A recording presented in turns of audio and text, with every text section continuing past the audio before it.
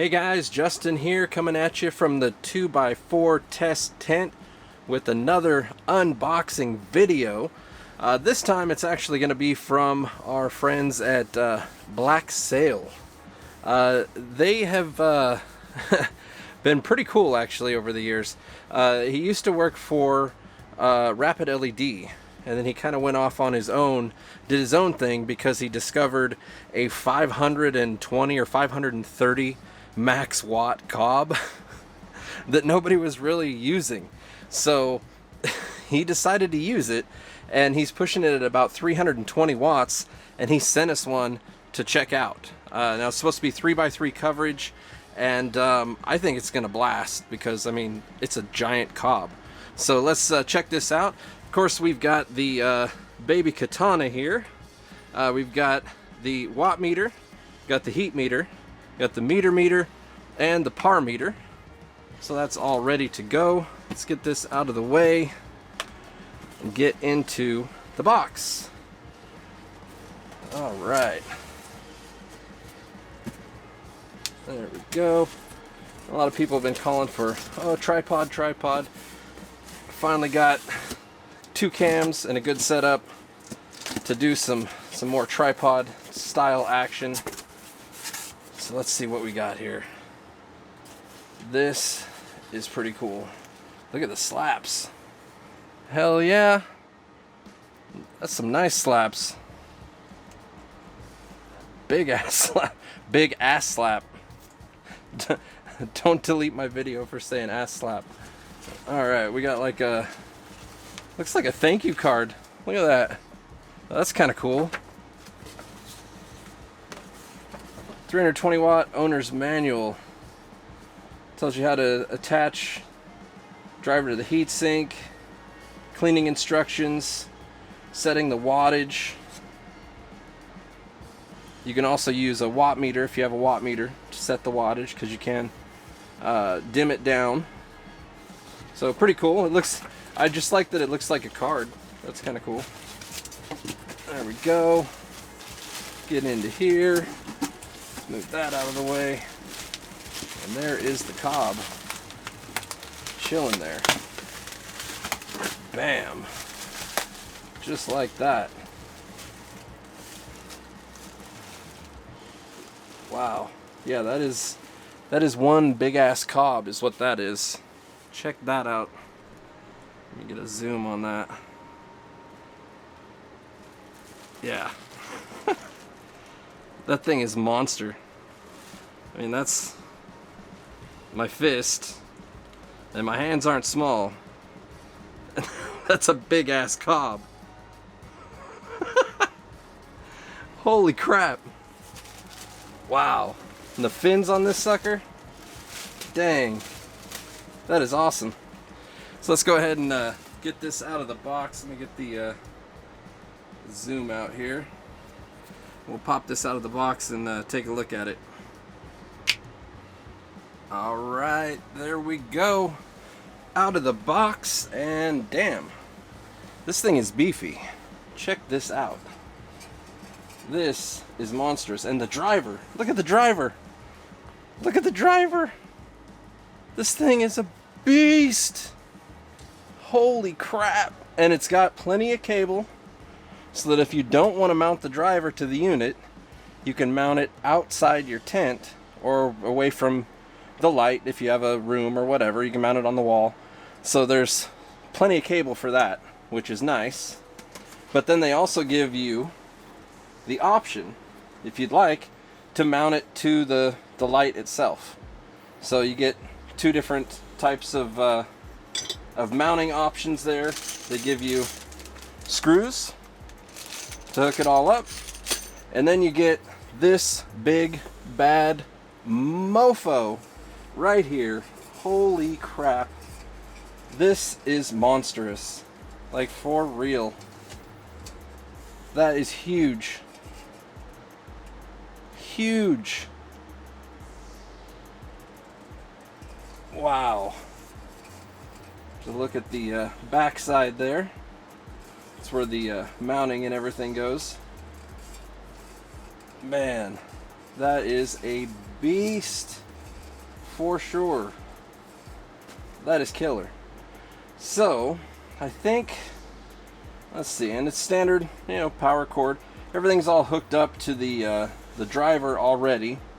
You can't disconnect the driver from the power cord. But, let's get this flipped over here.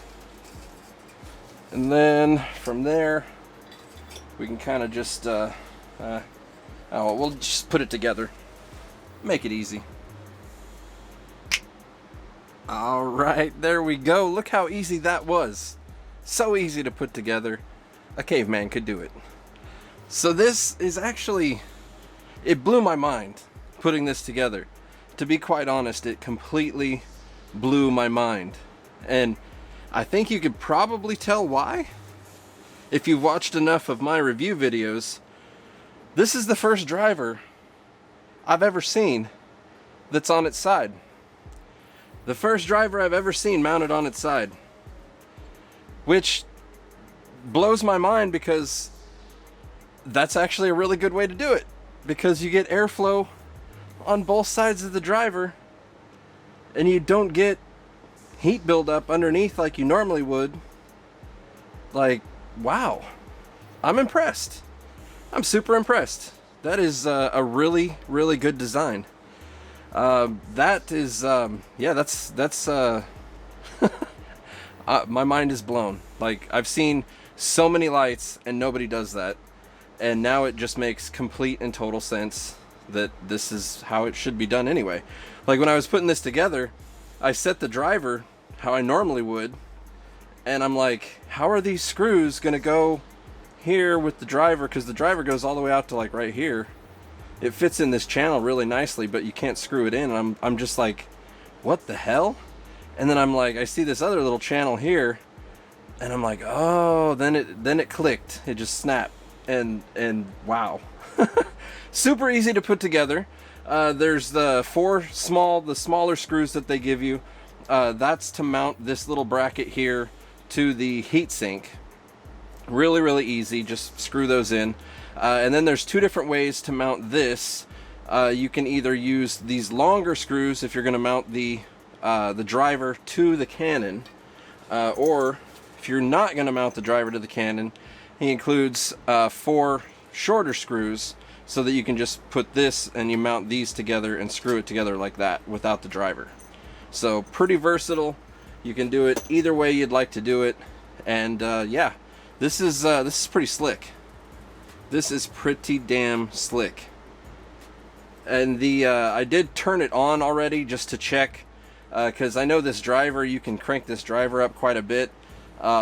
It did come out of the box at 330 watts, 330, 332. I cranked it up to 385 is as far as this driver goes. And yeah, I don't know. I don't want to say that you can do that or that you should do that. You should probably talk to Black Sale Market before you do that. But just saying, the option is there if he gives you the go-ahead. So that's pretty cool. So I did turn it back down to where it came out of the box, which was 330, 331 watts or so. Try to get as close to there as possible. So yeah, let's get this sucker hooked up and see what it can push. Like I said, it's supposed to push a 3x3. This is 2 foot wide by 4 foot wide, so we can kind of get a good idea of about what it'll do. So let's get it hooked up. All right, guys, we got this all hooked up, and damn, is it bright! Look at that! Holy crap!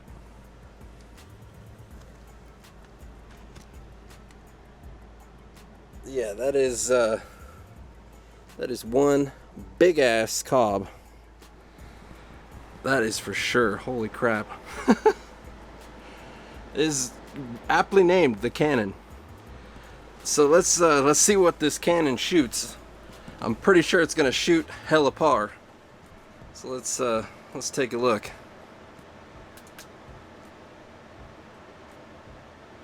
Damn. 1400 basically. And bear in mind this is at 16 inches, just like I normally do. Let me get the meter here and show you. There we are, 16 inches. Bam. And that thing is killing the game. 1400, 13.99. Just crushing it, man. That's at 16 inches, but let's check the near side edge over here. Let me get the meter out of the way. So right up against the edge. Get the glare off of there. 900, 895, 900, depends on where you really put the reflection here. Like I can get to 1,000 if I get good reflection. Just right. Holy crap.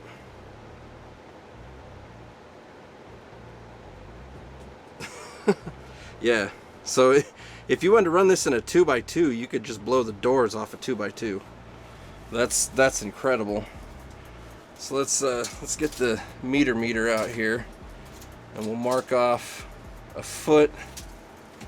Actually 6 inches. A foot would be a 2x2. So 6 inches outside of the 4-foot space here. So this would be about your 3-foot space. Now, without any sort of tilting or anything, because of the angle, we're looking at 340, 350, which would be fine to veg with, but you're not looking at flower. But the leaves are going to tilt towards the light. And as you see that happen, now we're in flower territory. Not a problem. And that's at 16 inches, where it's way too powerful in the middle. So we're already pretty decent flowering in a 3x3. So let's kick this thing up higher. Obviously it needs to be run a little bit higher. So I'm gonna bring this up a few more inches and try and get it kind of tuned to where I think is kind of ideal, and then we'll take it from there. So I'll be right back. All right, we are back, and we are at 19 inches now. I feel like this is about the sweet spot.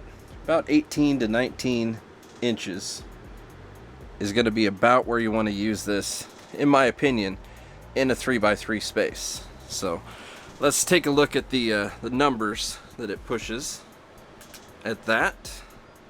So still really high in the middle, like still really high in the middle. Obviously, I mean it's a single source light, but damn, 1025, 1023 still in the middle at 19 inches is pretty damn killer. And so we could take that out to the 3-foot edge here, and I'll do the same sort of test where I'll lay it flat, about 350, really about the same. We didn't really lose any on the edge or gain any. And then when we turn it in, now we're in flower territory. Anything above 500, you're going to get pretty decent buds. Anything above 600-700, really fatty buds. And then anything above 800 or more, you're really pushing it, and you got to get your nutrients dialed in to really push that sort of lighting levels. So the middle is going to be definitely just completely filled in and stacked all the way out to pretty much the edge, because 550 is still killing it, even at this this far edge. And I can kind of simulate a wall here with the foam that came with it, and you can see the difference here. Let me zoom in a little bit closer. You can see the big difference between the readings. That's 375. We put a wall there, you gain 100. Actually, I'm not even at the 6 inch. Let me get the wall to the 6 inch here. Look at that. That's just by adding that wall reflection. So that's even if the plants aren't angled inward, you're still at 500. Look at that. Killing it. So definitely 3x3 blasting for sure. Now if we take it out to the 4-foot edge, Now, if you wanted to use it in a 4x4, I think I've seen people use this in a 4x4. Now we're just like, oh man, we're under what I'd like to see for flower. But at 400, you're still gonna get some outlying buds. You can still grow pretty decent bud with 400. A lot of people will say, oh no, it'll be garbage. I don't know. I've gotten some pretty decent buds into the canopy, and I know deep into the canopy you're not pushing much more than 300 or 400 par. So this light could go in a 4x4, definitely 3x3, 100% in a 3x3 for sure. But you could push it and go for 4x4, which is pretty amazing considering it's only 300 and what's it pushing right now? 330 watts? Damn. Imagine pushing 330 watts and filling in an entire 4x4 tent. That is killing the game. 100%. Wow. So, yeah, this thing is pretty sick. It is a Canon by name and by performance, because this thing absolutely blasts. Absolutely blasts. Look at that. It looks like the sun. Like they've harnessed the power of the sun in this one. That is killer. Absolutely killer. So let's let it warm up, and we'll get some heat readings and see how hot it gets. Because I imagine, I mean, it is a fanless unit, so it is supposed to get hot, and it does have all these fins to dissipate the heat.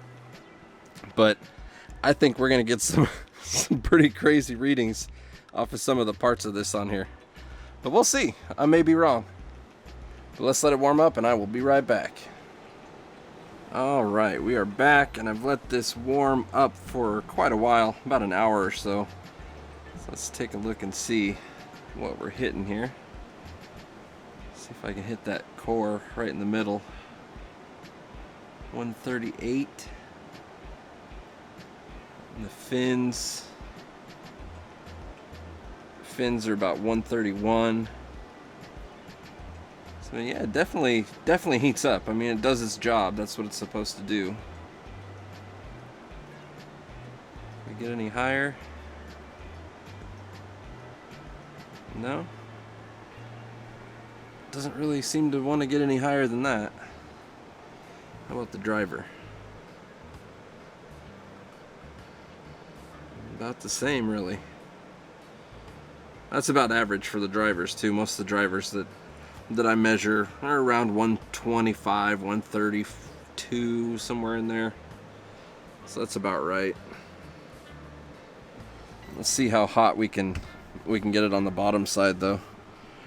Should be able to push some crazy numbers here.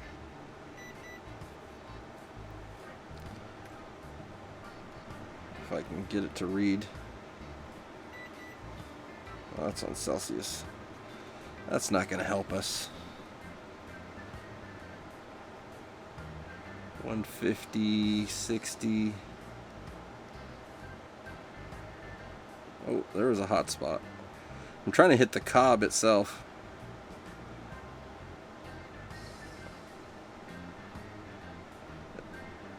But it's really hard to see where I'm aiming.